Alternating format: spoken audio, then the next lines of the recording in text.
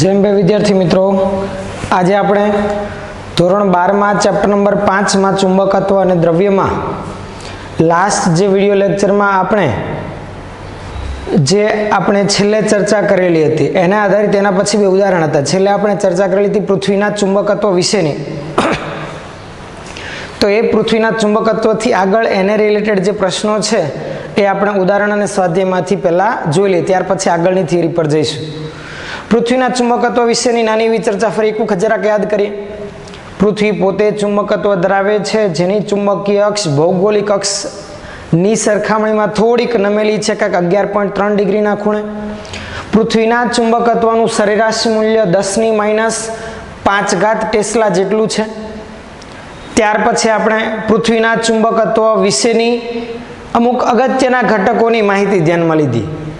ચુંબકીય ડેક્લિનેશન અને ચુંબકીય ડીપ એંગલ, અને ત્યાર પછી પૃથ્વીના ચુંબકીય ક્ષેત્રના ઘટકો વિશેની ચર્ચા આપણે ધ્યાનમાં લીધી.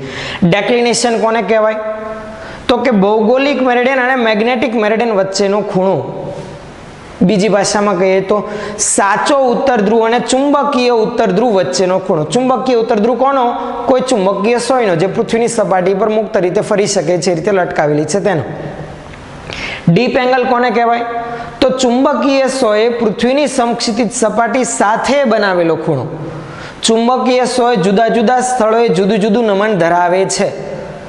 ચુંબકીય ધ્રુવો આગળ પૂરેપૂરી શિરોલંબ હશે, કેમ કે ત્યાંથી ક્ષેત્રરેખા બહાર નીકળતી હોય અને અંદર જતી હોય, એટલે ત્યાં નમન કોણ 90 ડિગ્રી હોય, એટલે કે એંગલ ઓફ ડીપ. અને ત્યાર પછી એ જ પૃથ્વીના ચુંબકીય ક્ષેત્રના બે ઘટકો, એક સમક્ષિતિજ અને એક શિરોલંબ ઘટક આપણે ધ્યાનમાં લીધો. આજે આપણે એના આધારિત પ્રશ્નો ધ્યાનમાં લઈએ. જો ઉદાહરણનો પ્રશ્ન એની પછીનો જે છે થિયરી પછીનો, ઉદાહરણ નંબર 5.8 શું કીધેલું છે જો જરાક પ્રશ્નમાં. ઉદાહરણ નંબર 5.8 જો જરાક ધ્યાનથી. પૃથ્વીનું ચુંબકીય ક્ષેત્ર વિષુવવૃત્ત પાસે લગભગ 0.4 ગોસ જેટલું છે.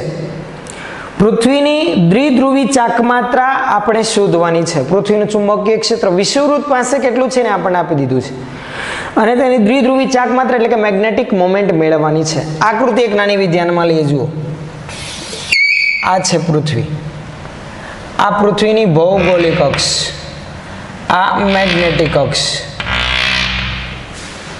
પૃથ્વીના ચુંબકીય ક્ષેત્રનું વિષુવવૃત્ત પાસે લગભગ મૂલ્ય આપેલું છે, એટલે વિષુવવૃત્ત પાસેનું મૂલ્ય આપણને આપી દીધેલું છે. કેટલું છે વિષુવવૃત્ત પાસેનું મૂલ્ય? બી વિષુવવૃત્ત એમ પણ લખી શકાય, જે આપેલું છે 0.4 ગોસ. તો આપણને મેળવવાની કીધી છે પૃથ્વીની દ્વિધ્રુવી ચાકમાત્રા, એટલે એની મેગ્નેટિક મોમેન્ટ. કારણ કે આટલું ચુંબકીય ક્ષેત્ર ધરાવે છે તો એની કંઈક તો મેગ્નેટિક મોમેન્ટ હશે. એ મેગ્નેટિક મોમેન્ટ આપણે ધ્યાનમાં લેવાની છે. અહીંયા પૃથ્વીના ચુંબકત્વનો ઉત્તર ધ્રુવ અને અહીંયા પૃથ્વીના ચુંબકત્વનો દક્ષિણ ધ્રુવ. તો એની જે મેગ્નેટિક મોમેન્ટ છે આપણે એ મેળવવાની છે. જોવા જઈએ તો પૃથ્વીના ચુંબકીય ધ્રુવો એ ગજિયા ચુંબકના ચુંબકીય ધ્રુવો કરતા વિપરીત છે, તો એની મેગ્નેટિક મોમેન્ટ મેળવવાની છે. વિષુવવૃત્ત પાસેનું ચુંબકીય ક્ષેત્ર હોય તો કોઈ પણ ચુંબકીય ચાકમાત્રાના વિષુવવૃત્ત પાસેના ચુંબકીય ક્ષેત્રનું સમીકરણ તમને ખબર છે, જેની મદદથી એની મેગ્નેટિક મોમેન્ટ આપણે એમ મેળવી શકીએ. લખી રાખીએ, પૃથ્વીની સપાટી પર વિષુવવૃત્ત પાસેનું ચુંબકીય ક્ષેત્ર બી વિષુવવૃત્ત પાસે 0.4 ગોસ આપણને આપી દીધેલ છે. બરાબર છે. હવે સમીકરણ લાગુ પાડીશું તો વિષુવવૃત્ત પાસે ચુંબકીય ક્ષેત્રનું સમીકરણ આપણને ખબર છે, μ0.4π m/r³. આગળ માઇનસ નિશાની આવે, જે દર્શાવે ચુંબકીય ક્ષેત્રની દિશા મેગ્નેટિક મોમેન્ટની વિરુદ્ધ દિશામાં હોય છે તેમ. પણ એના માટે આપણે છેદનો r એટલે કે અંતર જોશે, એ બિંદુનું. તો કે પૃથ્વીના કેન્દ્રથી સપાટી સુધીનું અંતર એટલે ત્રિજ્યા જેટલું અંતર, એટલે કે r ના બદલે સીધું r લઈ શકાય, જે આવશે 6400 કિલોમીટર. એને હું આમ લખી શકું 6.4 ગુણાકારમાં 10⁶ મીટર, કિલોમીટરનું મીટરમાં. તો સમીકરણ સીધું લાગુ પાડીએ આપણે. ચાલો, બી વિષુવવૃત્ત બરાબર માત્ર મૂલ્ય μ0/4π એમના છેદમાં આર ક્યુબ. ઋણ નિશાની આપણે દિશા માટેની માહિતી ધ્યાનમાં લેતા નથી. મેગ્નેટિક મોમેન્ટ મેળવી છે એમને કરતા બનાવો. એમ બરાબર વિષુવવૃત્ત પાસેનું ચુંબકીય ક્ષેત્ર μ0/4π નું મૂલ્ય તમને ખબર છે 10⁻⁷. તો એ લખી નાખે એટલે μ0 અને 4π બંને લખવા પડે નહીં. ગુણાકારમાં એમ ના છેદમાં આર ક્યુબ. તો આર ક્યુબ ગુણાકારમાં જશે અને છેદમાં 10⁻⁷. ચાલો કિંમત મૂકે. બી વિષુવવૃત્ત 0.4 ગોસનું મૂલ્ય તો કે એક ગોસ એટલે 10⁻⁴ ટેસ્લા. આર ઈ 6.4 ગુણાકારમાં 10⁶ નો ઘન અને છેદમાં 10⁻⁷ તો છે જ. ગણતરી કરશો તો આ મેગ્નેટિક મોમેન્ટનું મૂલ્ય કંઈક આ પ્રમાણે આવે છે. તમારે કેલ્ક્યુલેટરમાં આની ગણતરી કરી રાખવી. 1.05 × 10⁻23. મેગ્નેટિક મોમેન્ટનો એકમ શું આવશે? Ampere metre square. તો આ થશે આપણો આન્સર. એટલે પૃથ્વીના ચુંબકીય ક્ષેત્રની ચુંબકીય ચાક માત્રા આપેલા મૂલ્ય આધારિત 1.05 કે 0.3 એવું કંઈક આન્સર આવશે તમારે. ગુણાકારમાં 10⁻23 એમ્પિયર મીટર સ્ક્વેર. ખ્યાલ આવે છે? ક્લિયર છે આટલી માહિતી? ચાલો આના પછીના નેક્સ્ટ પ્રશ્ન પર જઈએ. ઉદાહરણ 5.8 પછી ઉદાહરણ 5.9 નંબરનો પ્રશ્ન જુઓ. શું કીધેલું છે 5.9 નંબર? 5.9 નો પ્રશ્ન કંઈક આ પ્રમાણે છે. કોઈ સ્થાનના ચુંબકીય ધ્રુવતલમાં પૃથ્વીના ચુંબકીય ક્ષેત્રનો સમક્ષિતિજ ઘટક એટલે કે ચુંબકીય ધ્રુવતલ એટલે કે મેગ્નેટિક મેરિડિયન. મેગ્નેટિક મેરિડિયનમાં કોઈ એક સ્થાને આપણને ખ્યાલ છે પૃથ્વીની સપાટી પર કોઈ પણ સ્થળ પાસેથી ચુંબકીય ક્ષેત્ર રેખા પસાર થાય છે. એ ચુંબકીય ક્ષેત્ર રેખા અને ચુંબકીય ઉત્તર અને દક્ષિણ ધ્રુવ માંથી પસાર થતા કાલ્પનિક સમતલને મેગ્નેટિક મેરિડિયન કહે છે. મેગ્નેટિક મેરિડિયનમાં જ ચુંબકીય સોય સ્થિર થાય. ચાલો, એ ચુંબકીય ધ્રુવતલમાં પૃથ્વીના ચુંબકીય ક્ષેત્રનો સમક્ષિતિજ ઘટક 0.26 કોસ છે. પૃથ્વીના ચુંબકીય ક્ષેત્રનો સમક્ષિતિજ ઘટક જેને BH વડે દર્શાવી શકીએ આપણે, અથવા તો HE વડે કોઈ પણ સંજ્ઞા આપી શકીએ. અને નમન કોણ 60 ડિગ્રી છે. નમન કોણને I વડે દર્શાવે અથવા φ વડે, જે પણ આપણે ઉપયોગમાં લઈએ ચાલે. બુકમાં આપણને I વડે દર્શાવેલ છે એંગલ ઓફ ડીપ. આ સ્થળે પૃથ્વીનું ચુંબકીય ક્ષેત્ર કેટલું હશે? એટલે એ જગ્યા પર પૃથ્વીનું ચુંબકીય ક્ષેત્ર કેટલું હશે તેની માહિતી આપણે આપવાની છે. પહેલા તો આપેલી માહિતી ખાસ નોંધી રાખીએ, જે છે પૃથ્વીના ચુંબકીય ક્ષેત્રનો સમક્ષિતિજ ઘટક જેનું BH વડે દર્શાવવું. B ચુંબકીય ક્ષેત્ર, H હોરિઝોન્ટલ ઘટક, સમક્ષિતિજ ઘટક જે છે 0.26 ગોસ. ટેક્સ્ટ બુક તમારી સાથે જ રાખજો. તો આ સમક્ષિતિજ ઘટક છે તથા તે સ્થળનો નમન કોણ? તે સ્થળનો નમન કોણ એટલે કે I દર્શાવી આપણે, જે છે 60 ડિગ્રી. હા, તે સ્થળે પૃથ્વીના ચુંબકીય ક્ષેત્રની ગણતરી કરવાની છે. આપણને ખબર છે પૃથ્વીના ચુંબકીય ક્ષેત્રનો સમક્ષિતિજ ઘટક BH. એનું સમીકરણ શું હતું કે BH બરાબર આપણે આ રીતે લખતા હતા, BE cos I. આપણે BE મેળવવું છે તો BE ને કરતા બનાવીએ, એકદમ સિમ્પલ. તો BE બરાબર BH upon cos I નું મૂલ્ય 60 ડિગ્રી. ચલો BH આ રહ્યું છેદમાં cos 60. BH નું મૂલ્ય 0.26, cos 60 આવે 1/2. છેદના છેદમાંથી 2 અંશમાં 0.26 ગુણાકારમાં 2 0.52 ગોસ આ પૃથ્વીના ચુંબકીય ક્ષેત્રનું મૂલ્ય તે સ્થળ પર આપણને મળ્યું. કેટલું આવશે? 0.52 ગોસ. એકદમ સરળ પ્રશ્ન. આ પ્રકારના પ્રશ્નો મિત્રો શોર્ટ ક્વેશ્ચનમાં MCQમાં આ ચેપ્ટર આધારિત આવતા હોય છે. એટલે ખાસ પૃથ્વીના ચુંબકીય ક્ષેત્રના સમક્ષિતિજ અને ઉર્ધ્વ ઘટકના સમીકરણ તમને ખબર હોવી જોઈએ. સમક્ષિતિજ ઘટક એટલે કે BE cos I અને ઉર્ધ્વ ઘટક કે શિરોલંબ ઘટકની વાત કરેલી હોય તો BE sin I આવશે. શિરોલંબ ઘટકને BH ના બદલે BB વડે દર્શાવો અથવા HE અને ZE એનામ આપો તો પણ ચાલે. ચલો ખાસ વિડીયો સ્ટોપ કરીને આટલું નોંધી રાખો. આના પછી આપણે નેક્સ્ટ સ્વાધ્યાયના પ્રશ્નો તરફ આગળ વધીએ. ચાલો.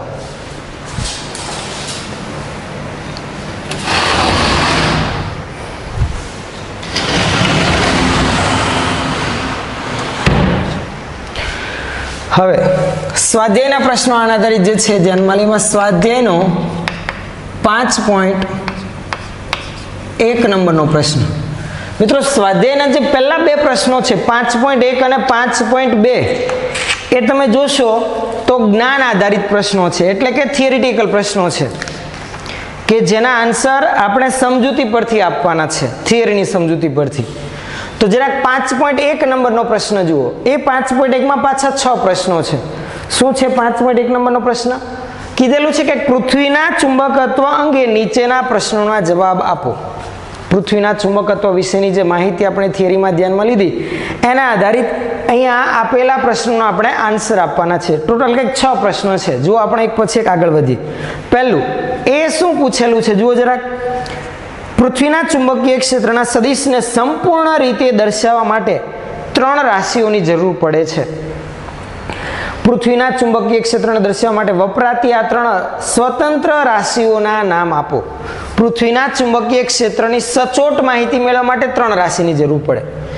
એ 3 કઈ કઈ તેના આપણે નામ આપવાના છે. તો આપણે થિયરીમાં જ ભણી ગયા. એક તો કઈ તો કે ચુંબકીય સોય જે મેગ્નેટિક મેરિડિયનમાં ગોઠવાય એને ભૌગોલિક મેરિડિયન સાથે બનાવેલો ખૂણો એટલે કે ડેક્લિનેશન, જેની મદદથી આપણને સાચી ઉત્તર દક્ષિણ દિશાની માહિતી મળે. તો એક તે સ્થળનો ડેક્લિનેશન. બીજી અગત્યની ભૌતિક રાશિ કઈ? તે સ્થળનો એંગલ ઓફ ડીપ એટલે કે નમન કોણ. કારણ કે આપણે થિયરીમાં વાત કરીએ કે પૃથ્વીની સપાટી પર ચુંબકીય ક્ષેત્રની દિશા દરેક જગ્યા પર એક જ નથી. ક્યાંક નમેલી વધુ હશે ચુંબકીય ક્ષેત્ર રેખાઓ, ક્યાંક સમક્ષિતિજ હશે સપાટીને, ક્યાંક ઉપરની તરફ હશે. તો એ નમન કોણ દર્શાવે છે તે સ્થળનો. તો બીજી અગત્યની ભૌતિક રાશિ તે સ્થળનો નમન કોણ, જેથી આપણને ખ્યાલ આવે આપણે જે જગ્યા પર છીએ તે પૃથ્વીના ચુંબકીય ધ્રુવની નજીક છે કે તેની વિષુવરેખા પર છે તેનો આપણને ખ્યાલ આવે. અને ત્રીજી અગત્યની રાશિ એ પૃથ્વીના ચુંબકીય ક્ષેત્રનો સમક્ષિતિજ ઘટક. ત્રીજી અગત્યની ભૌતિક રાશિ કઈ છે? પૃથ્વીના ચુંબકીય ક્ષેત્રનો સમક્ષિતિજ ઘટક. તો એ લખી રાખીએ. પૃથ્વીના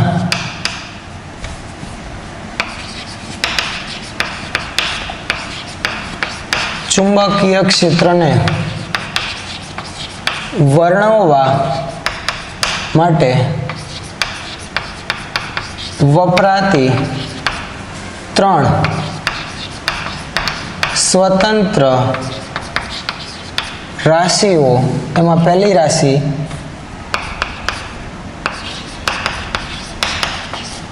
મેગ્નેટિક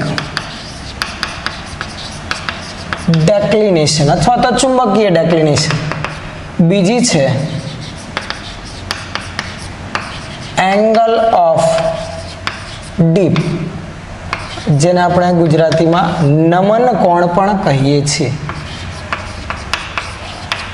જેની સંજ્ઞા છે આઈ. ડેક્લિનેશન માટે આપણે ડી સંજ્ઞાનો ઉપયોગ કરીએ છીએ. અને ત્રીજું પૃથ્વીના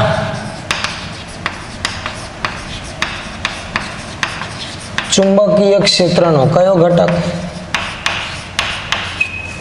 સમક્ષિતિજ ઘટક એટલે કે HE, અથવા તો આપણે આને આમ BH વડે પણ દર્શાવી શકીએ છીએ. ચાલો એ પછી આગળ બી માટે જુઓ. બી માટે શું પ્રશ્ન છે? દક્ષિણ ભારતમાં આવેલા એક સ્થળ પાસે ડીપ કોણ એટલે કે નમન કોણ લગભગ 18 ડિગ્રી છે. બ્રિટનમાં ડીપ કોણ મોટો હશે કે નાનો હશે? દક્ષિણ ભારત તો કે ભારત કઈ જગ્યા પર છે? તો કે પૃથ્વીના વિષુવવૃત્ત પાસે. ભારત દેશ આપણો પૃથ્વીના વિષુવવૃત્તીય રેખા પર આવેલો છે, એટલે લગભગ મધ્ય ભાગમાં. ઉત્તર અને દક્ષિણ ધ્રુવની સરખામણીમાં લગભગ મધ્ય ભાગમાં આવેલો છે. હવે ત્યાં નમન કોણ 18 ડિગ્રી છે. આપણને પૂછેલું છે બ્રિટનમાં ડીપ કોણ મોટો હશે કે નાનો હશે? તો કે આપણને પહેલા તો ખબર હોવી જોઈએ બ્રિટન નકશામાં ક્યાં આવેલું છે.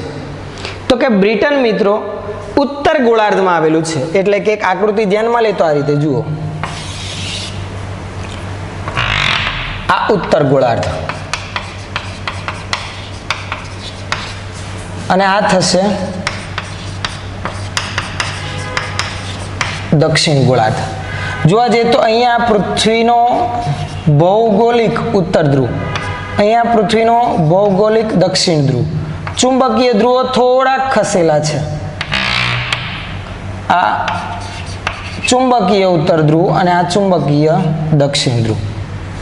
જે બ્રિટનની વાત થાય છે, બ્રિટન ઉત્તર ગોળાર્ધમાં આવેલું છે. અહીંયા કેનેડાની આસપાસના વિસ્તારમાં ઉત્તર ગોળાર્ધના ભાગમાં બ્રિટન આવેલું છે, ઉપરની તરફ.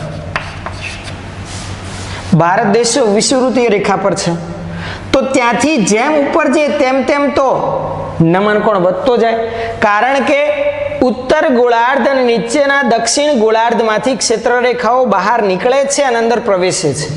અહીંયાથી આપણે જોઈએ તો દક્ષિણ ગોળાર્ધમાંથી ક્ષેત્ર રેખાઓ નીકળે છે, આમ બહાર નીકળે, જરામાં અંદર પ્રવેશે.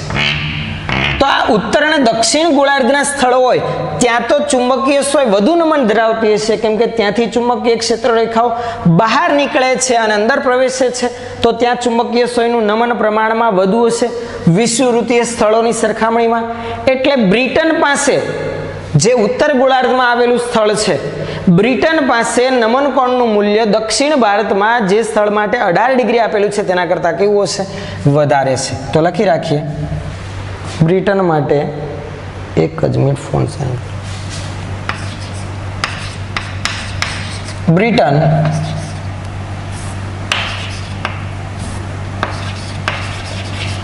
પૃથ્વીના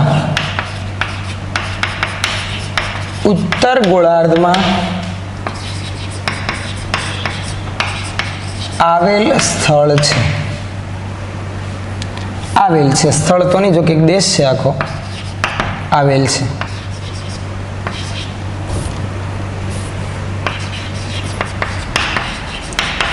જ્યારે ભારત દેશ પૃથ્વીની વિષુવરેખા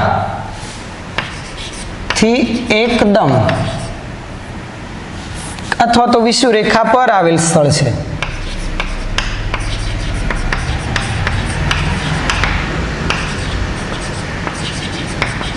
આથી બ્રિટન એ પૃથ્વીના ચુંબકત્વના કયા ધ્રુવ? ઉત્તર ધ્રુવની નજીક આવેલ હોવાથી ત્યાં નમન કોણ 18 ડિગ્રી કરતા કેવો હશે? મોટો હશે. મિત્રો યાદ રાખવું, ચુંબકીય ધ્રુવો જે છે ઉત્તર કેનેડા અને અંટાર્કટિકા, ત્યાં તો પૂરેપૂરા નમન કોણ 90 ડિગ્રી છે. ચુંબકીય સોય સપાટીની 100% શિરોલંબ હશે, એક્ઝેક્ટ એ સ્થાનો પર જેના અક્ષાંશ અને રેખાંશના મૂલ્ય આપણે થિયરીમાં ધ્યાનમાં લીધેલા હતા. તેની આસપાસનું સ્થળ છે તો ત્યાં વધારે છે, પણ પૂરેપૂરો 90 ના બદલે થોડોક ઓછો, પણ પ્રમાણમાં વિષુવવૃત્તીય સ્થળો કરતાં વધુ હોય. ચલો એ બી પછી આગળ સી માટે જુઓ શું કીધું છે. જો તમે ઓસ્ટ્રેલિયાના મેલબર્ન પાસે ચુંબકીય ક્ષેત્ર રેખાનો નકશો બનાવો તો શું ત્યાં ચુંબકીય ક્ષેત્ર રેખાઓ એટલે કે રેખાઓ જમીનમાં જતી હશે કે બહાર નીકળતી? સો કે ઓસ્ટ્રેલિયા ક્યાં આવેલું હશે? જો ઉત્તર ગોળાર્ધમાં છે તો અંદર જતી હશે, જો દક્ષિણ ગોળાર્ધમાં છે તો બહાર નીકળતી હશે. મિત્રો, ઓસ્ટ્રેલિયા છે દક્ષિણ ગોળાર્ધમાં આવેલો દેશ કે જ્યાં તો ચુંબકીય ક્ષેત્ર રેખાઓ બહાર નીકળે છે. અહીંયા બહાર હોય દક્ષિણ ગોળાર્ધમાં, તો જ્યારે ઉત્તર ગોળાર્ધમાં અંદર પ્રવેશતી હોય. આથી મેલબર્નના તે દેશ એટલે કે ઓસ્ટ્રેલિયાના મેલબર્ન આગળ જ્યારે ચુંબકીય ક્ષેત્ર રેખાનો નકશો બનાવે તો ત્યાં ચુંબકીય ક્ષેત્ર રેખાઓ બહારની તરફ નીકળતી છે. લખી રાખીએ, આ ભાગ પાસે દક્ષિણ ગોળાર્ધમાં કોણ છે? ઓસ્ટ્રેલિયા. આ આકૃતિ આપણી જાણકારી ખાતર છે, લખી રાખીએ. ઓસ્ટ્રેલિયા દક્ષિણ ગોળાર્ધમાં આવેલ હોવાથી મેલબર્ન ખાતે ચુંબકીય ક્ષેત્ર રેખાઓ બહાર નીકળતી હશે, દક્ષિણ ગોળાર્ધમાં આવેલ હોવાથી. ચાલો આગળ ડી. શું છે ડીમાં? ભૂચુંબકીય ઉત્તર કે દક્ષિણ ધ્રુવ પર જ ઉર્ધ્વ સમતલમાં મુક્ત રીતે ફરી શકતી ચુંબકીય સોય રાખીએ તો તે કઈ દિશામાં રહેશે? ભૂચુંબકીય ઉત્તર ધ્રુવ અને દક્ષિણ એટલે કે આ અને આ સ્થળો આગળ કોઈ ચુંબકીય સોયને મુક્ત રીતે ભ્રમણ કરી શકે તેમ રાખીએ તો એ કઈ દિશામાં ગોઠવાશે? તો કે ચુંબકીય સોય તો ચુંબકીય ધ્રુવતલમાં એટલે કે મેગ્નેટિક મેરિડિયનમાં ચુંબકીય ક્ષેત્રની દિશાને સમાંતર ગોઠવાય. જો આ ચુંબકીય ઉત્તર ધ્રુવ હોય, ક્ષેત્ર રેખા અંદર જતી હોય તો આમ નમેલી હશે એટલે કે તેનો એન ધ્રુવ નીચે અને એસ ધ્રુવ ઉપર હશે. જો ચુંબકીય દક્ષિણ ધ્રુવ હશે તો એસ ધ્રુવ નીચે હશે અને એન ધ્રુવ ઉપર હશે. પરંતુ તે જગ્યા પર નમન કોણ 90 ની આસપાસ ન હોય, પણ એ એક્ઝેક્ટ કઈ દિશા દર્શાવતી હશે એ આપણે કહી શકીએ નહીં, કારણ કે આ જગ્યા પર ક્ષેત્ર રેખા આમથી પણ પસાર થઈને આવતી, આમથી પણ આવતી હોય, પાછળથી પણ આવતી હોય, આ રીતે પણ આવતી હોઈ શકે. એટલે કઈ દિશા એક્ઝેક્ટ દર્શાવશે એનો આપણે સચોટ ખ્યાલ આપી શકીએ નહીં. તો ખાસ આપણે આન્સર લખી રાખીએ. ચુંબકીય ધ્રુવ આગળ ચુંબકીય ધ્રુવતલમાં રહેલ સોય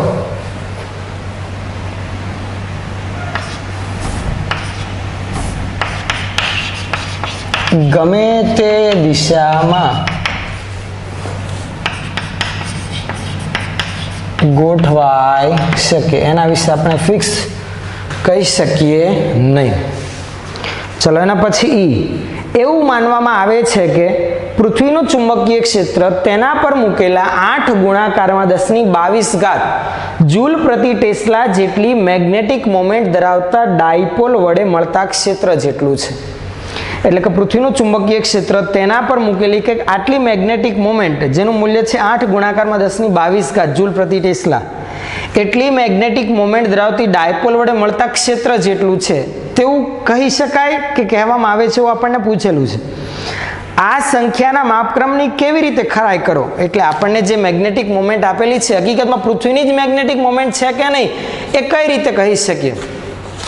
તો કે આપણે એની ખરાઈ આ રીતે કરી શકીએ. આપણને ખબર છે કે તો પૃથ્વીનું ચુંબકીય ક્ષેત્ર 10⁻5 ટેસ્લાના ક્રમનું છે એટલે 0.1 થી 0.5 ગોસની વચ્ચેના ક્રમનું આવે, બરાબર છે. તો આપણે આ ચુંબકીય ચાકમાત્રાની વિષુવરેખા પર ચુંબકીય ક્ષેત્રનું મૂલ્ય મેળવ્યું અથવા તો અક્ષ પરના બિંદુ આગળ ચુંબકીય ક્ષેત્રનું મૂલ્ય મેળવ્યું. જો 0.1 થી 0.5 ગોસની વચ્ચેનું ક્યાંક આવતું હોય અથવા એની નજીકનું ક્યાંક આવતું હોય તો કહી શકાય કે આટલી ચુંબકીય ચાકમાત્રા કે મેગ્નેટિક મોમેન્ટ ધરાવતા ડાયપોલ વડે મળતા ક્ષેત્ર જેટલું છે તેમ કહેવાય. તો આપણે મેળવી રાખીએ મેગ્નેટિક મોમેન્ટ m બરાબર અહીંયા આપણને આપેલ છે 8 ગુણાકારમાં 10⁻22 જૂલ પ્રતિ ટેસ્લા. હવે આ ડાયપોલની વિષુવરેખા પર ચુંબકીય ક્ષેત્ર મેળવી.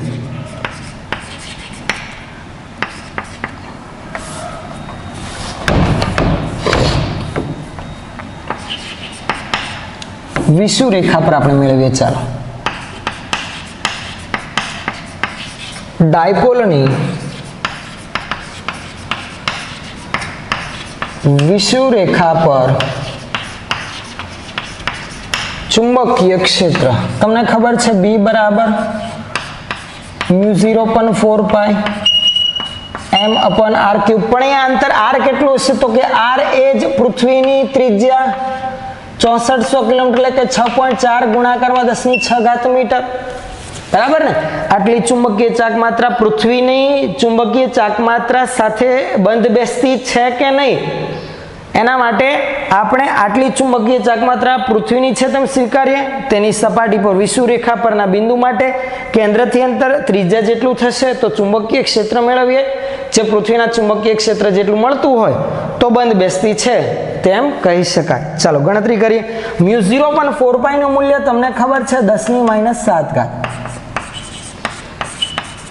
m/r³. મેગ્નેટિક મોમેન્ટ તો આપણી પાસે છે જ.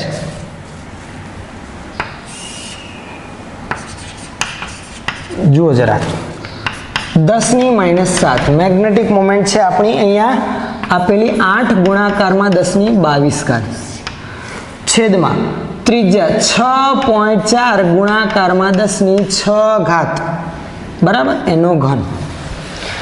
હવે આની તમે ગણતરી કરશો ચુંબકીય ક્ષેત્રની કેલ્ક્યુલેટરમાં. પહેલા ઘાત વગરના પદ 8ના ભાગાકારમાં 6.4 નો ઘન અને પછી ઘાતવાળા પદોની ગણતરી કરશો તો કંઈક ચુંબકીય ક્ષેત્ર લગભગ 0.3 ગોસની આસપાસનું આવતું હશે.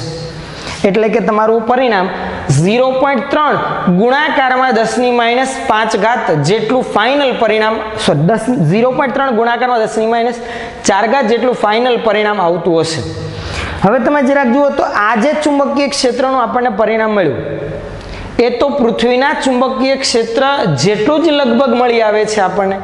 એટલે હા, આપણે એમ કહી શકીએ આટલી ચુંબકીય ચાકમાત્રા ધરાવતી ડાયપોલના લીધે મળતું ક્ષેત્ર એ પૃથ્વીના ચુંબકીય ક્ષેત્ર જેટલું જ છે તેમ કહેવાય. તો લખી રાખીએ, હું અહીંયા આ બાજુ લખી રાખું છું. આમ m બરાબર 8 ગુણાકારમાં 10⁻22 એમ્પિયર મીટર સ્ક્વેર જેટલી ચુંબકીય ચાકમાત્રા ધરાવતા ચુંબકીય ડાયપોલ વડે મળતું ચુંબકીય ક્ષેત્ર પૃથ્વીના ચુંબકીય ક્ષેત્ર જેટલું અથવા તો જેવું જ છે તેમ કહેવાય. ચાલો ઈ પછી આગળ લાસ્ટ જે છે F એના વિશેની માહિતી ધ્યાનમાં લઈએ. વિડીયો સ્ટોપ કરીને ખાસ આ માહિતી પણ તમારી નોટબુકમાં નોંધી રાખશો. ચલો આગળ વધીએ આપણે.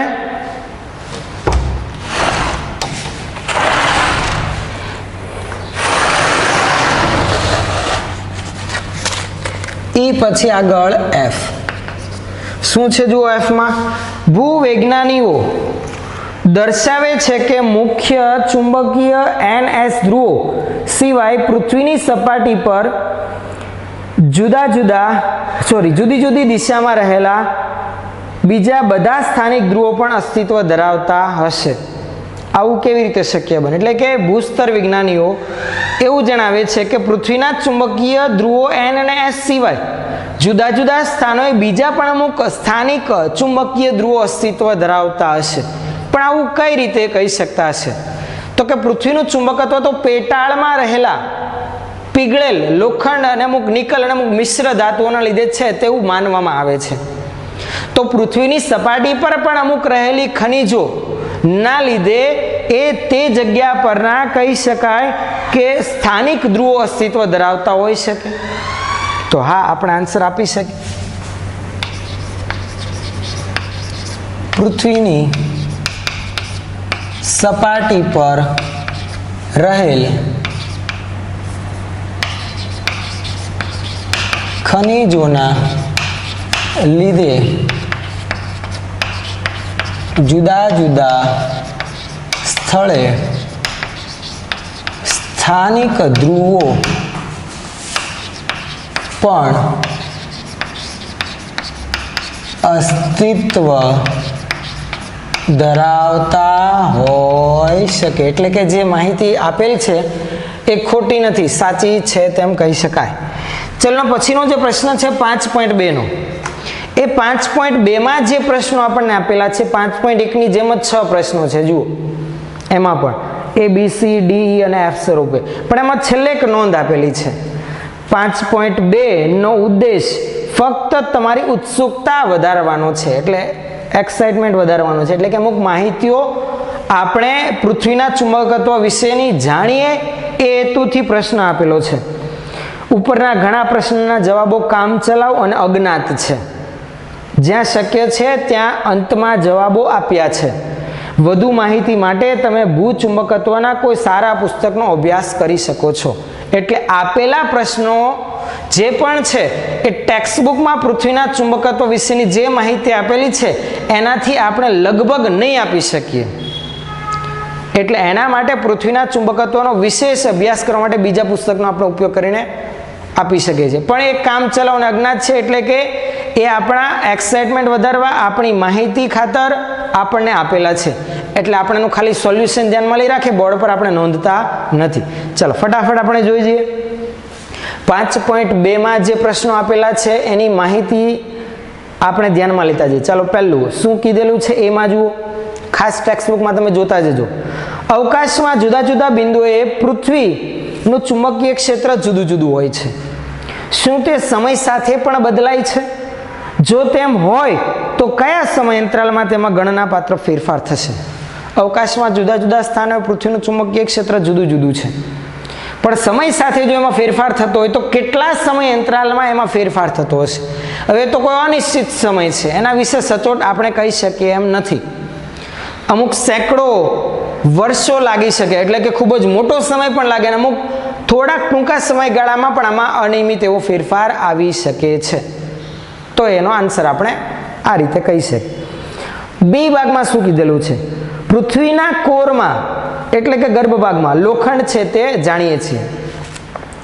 આમ છતાં ભૂસ્તર શાસ્ત્રીઓ તેને પૃથ્વીના ચુંબકીય ક્ષેત્રનો ઉદ્ગમ માનતા નથી. શા માટે? પૃથ્વીના ગર્ભમાં લોખંડ છે, આપણને ખ્યાલ છે.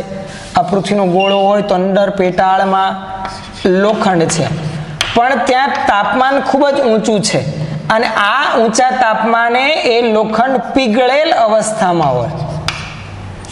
અને લોખંડ એ ફેરોમેગ્નેટિક પદાર્થ છે, અને ઊંચા તાપમાને પીગળેલ અવસ્થામાં ફેરોમેગ્નેટિક પદાર્થ પોતાનું ચુંબકત્વ ગુમાવી બેસે છે, એટલે કે મેગ્નેટાઇઝેશન ધરાવતો હોતો નથી. તો પૃથ્વીનું ચુંબકત્વ આ પીગળેલ લોખંડના લીધે કે એ ખનિજોના લીધે તો હોવું કહી શકાય નહીં. આ કારણોથી એ ભૂસ્તર શાસ્ત્રીઓ પૃથ્વીનું ચુંબકત્વ એ પીગળેલ લોખંડના લીધે છે તેમ માનતા નથી.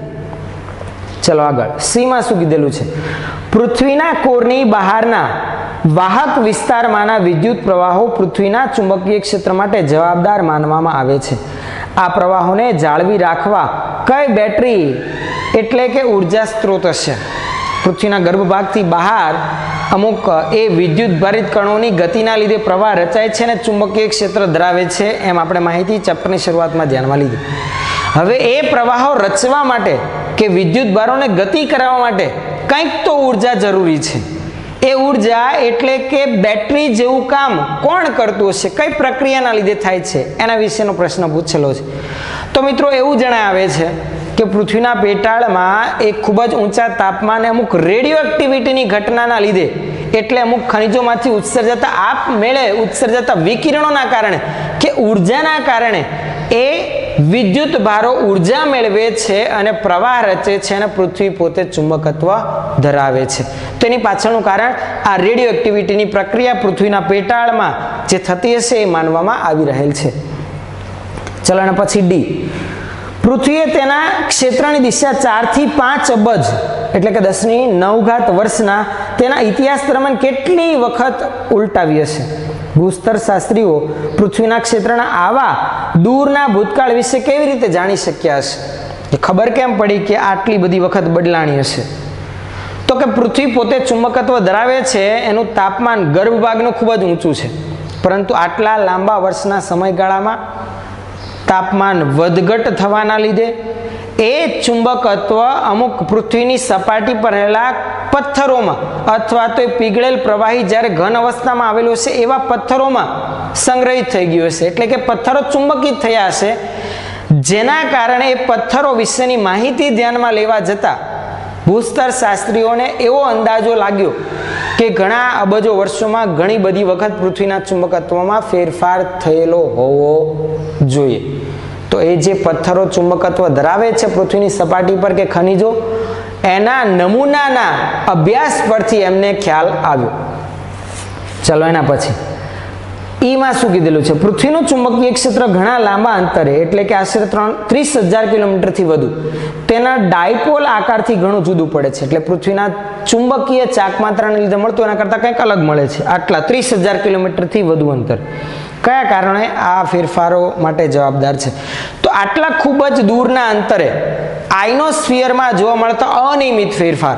આઇનોસ્ફિયરમાં આપણને ખબર છે સૂર્યમાંથી આવતા વિકિરણોના લીધે ધન અને ઋણ આયન છૂટા પડે છે. એ આયનોસ્ફિયરમાં એ આયનોમાં જોવા મળતા અનિયમિત ફેરફારો એટલે કે અમુક પવનો કે અમુક અકસ્માતો, અમુક પથ્થરો કે ઉલ્કાઓની ગતિના કારણે, એની ઘસડામણના કારણે, એટલે કે સૌર પવનો, આવા અનિયમિત ફેરફારોના કારણે આઇનોસ્ફિયરમાં ફેરફાર થવાથી ત્યાં મળતું ચુંબકીય ક્ષેત્ર પૃથ્વીના ચુંબકીય ક્ષેત્ર કરતાં થોડું કેવું મળી આવે છે? જુદું પડે છે.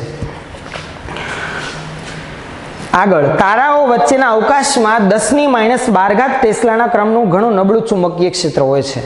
દૂરના અંતરે રહેલા તારાઓ વચ્ચેનું ચુંબકીય ક્ષેત્રનું મૂલ્ય આપણને આપી દીધેલું છે, જે છે કે 10⁻12 ટેસ્લાના ક્રમનું. આ ખૂબ જ ઓછું ચુંબકીય ક્ષેત્ર. પૃથ્વીનું તો 10⁻5 ટેસ્લા જેટલું. જો એ ઓછું તો આ તો એના કરતાં પણ ઘણું ઓછું છે. આગળ, શું આ નબળું ચુંબકીય ક્ષેત્ર કોઈ અર્થપૂર્ણ પરિણામ આપી શકે છે?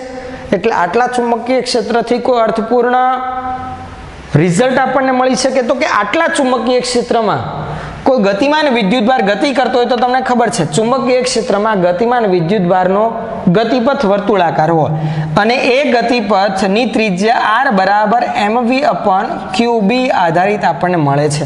તમે ચેપ્ટર નંબર 4 માં ભણીને આવ્યા સાયક્લોટ્રોન વિશેની માહિતી. ચુંબકીય ક્ષેત્રને લંબરૂપે ગતિ કરતા એવા ગતિમાન વિદ્યુત ભારના ગતિપથની ત્રિજ્યા r બરાબર mv/qb જેટલી મળી આવે. આ r ગતિપથની ત્રિજ્યાનો આધાર ચુંબકીય ક્ષેત્ર પર પણ છે. જો ચુંબકીય ક્ષેત્ર બી એકદમ નબળું હોય, જો બી નાનું હોય, તો ગતિપથની ત્રિજ્યા ઘણી આપણને કેવી મળે? મોટી મળે. તો આ અર્થમાં કંઈક અર્થપૂર્ણ પરિણામ આપતું જાણવા મળે છે. આટલું નબળું ચુંબકીય ક્ષેત્ર. બાકી કોઈ એની અસર આપણે વધારે ઉપયોગમાં લઈ શકીએ તેમ નથી. તો આ થયો આપણો સ્વાધ્યાયનો 5.2 નંબરનો પ્રશ્નનો આન્સર, જેને લખવાની જરૂર નથી. આપણી માહિતી ખાતર આપણને પ્રશ્ન આપેલ છે.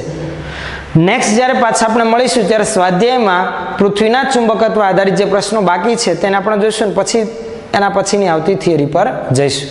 બરાબર છે? ચાલો, આટલું ખાસ તમારી નોટબુકમાં જે બાકી હશે એ નોંધી રાખો બોર્ડ પરથી જોઈને.